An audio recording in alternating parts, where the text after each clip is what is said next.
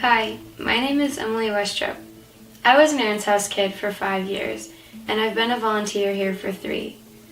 The people that I've met here have had such a huge impact on my life, and that's why I hold this place so close to my heart.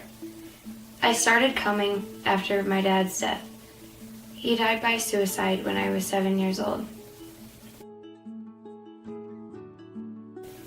He was so good at putting on his game face when he was around his family and friends, and my siblings and I, that none of us even suspected the battle that he was fighting. After his death, everything about my life changed.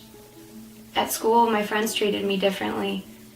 They were extra kind to me, and they gave me their dessert at lunch, let me be first in line for recess. I didn't even really understand how I was feeling, and I needed someone to talk to about it. My mom was there, but I knew that she was grieving too, and I worried that talking to her or anyone else in my family would make them even more sad, and so I kept all this confusion to myself. Before long, I was drowning in a sea of grief, and although I was struggling with all of my might to swim back to the comfort of the surface, every time I thought of my dad, I watched it slip farther and farther away, and I remember feeling like I would never be able to fill the empty space that he had left. That's when I started coming to Erin's house, and the support that I found there changed everything for me.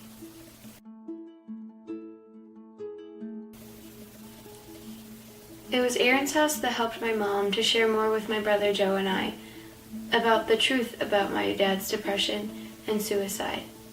My mom soon faced depression herself, and the Erin's House library where she sat with my little sister when she was too young for group, and the adult group that she attended later on, helped give her the tools and the courage that she needed.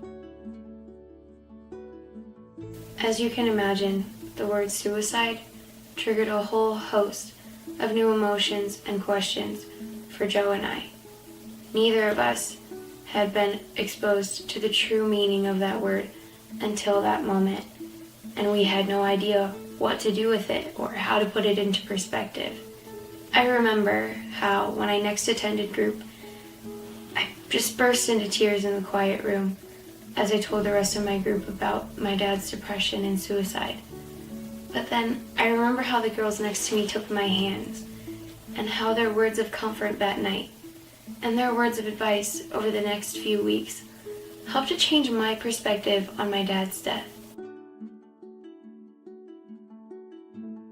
My facilitators and my group were the ones who helped me to realize that depression isn't something you can understand until you face it, and that no matter what it seemed like to me, my dad had loved me until the day that he died, and that's what I needed to know before I could start healing and moving forward.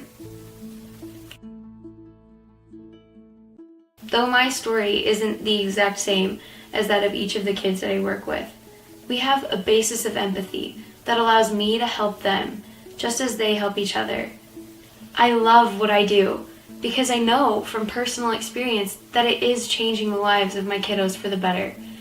It's helping them find happiness at a time when that is the hardest emotion of all to feel.